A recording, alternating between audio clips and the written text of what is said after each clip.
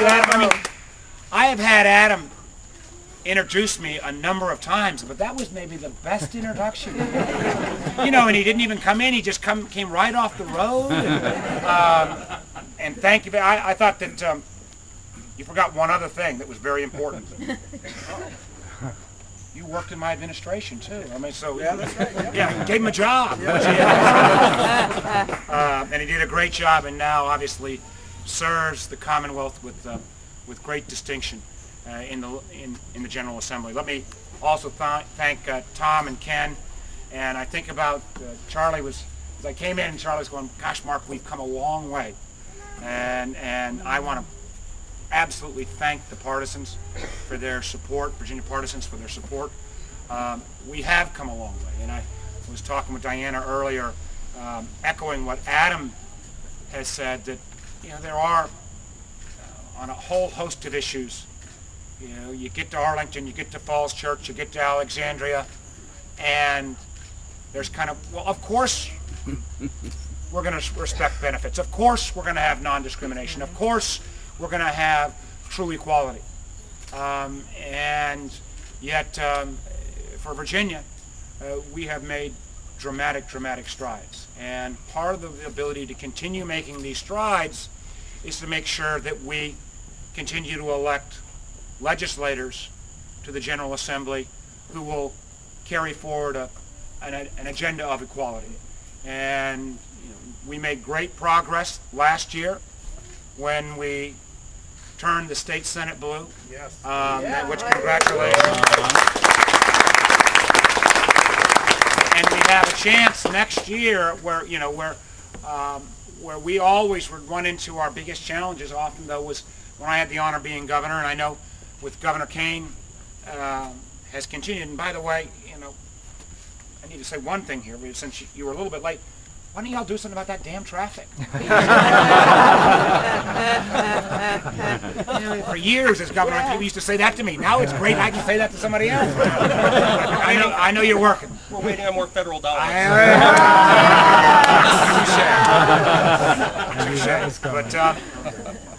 But the challenge oftentimes when I was governor, and I think as Tim being governor, has not been the Senate. The challenge time and again is the House. Mm-hmm. And we have gone from where we were at 34 members, and on votes only 33, of 7 years ago. Bob, you know what I'm talking about. To where we are now at 45. And if you look at actual numbers, there's been more progress made in the House, and this is a gerrymandered House. Mm-hmm. This House where the lines were drawn so the Democrats could not be competitive.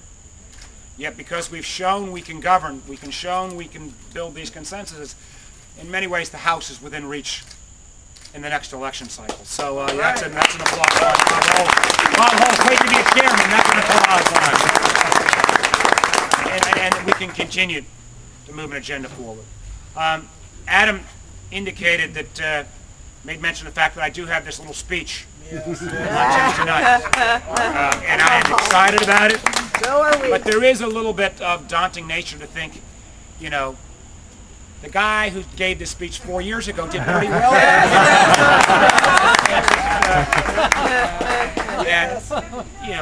We're waiting. Well, listen, I know.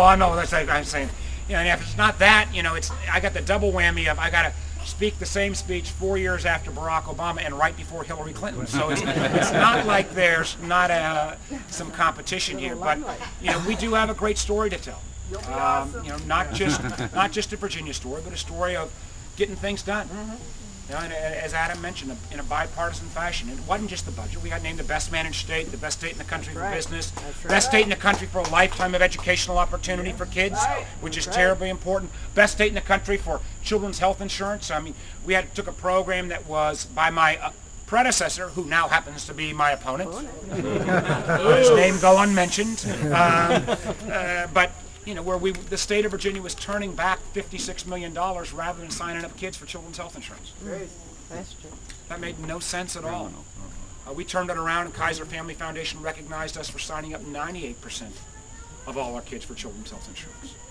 Enormous progress being made. And I was down with Senator Obama 2 days ago on Wednesday in Martinsville, a community that's still seeing tough times, but boy, oh boy, it's a lot better than it was 5 or 6 years ago when, you know, one bad job announcement and job loss after another. There's jobs now in the queue. We've got broadband in the community.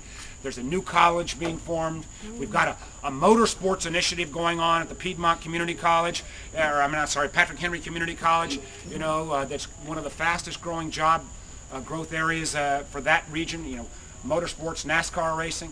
And we brought, most importantly, we brought hope back.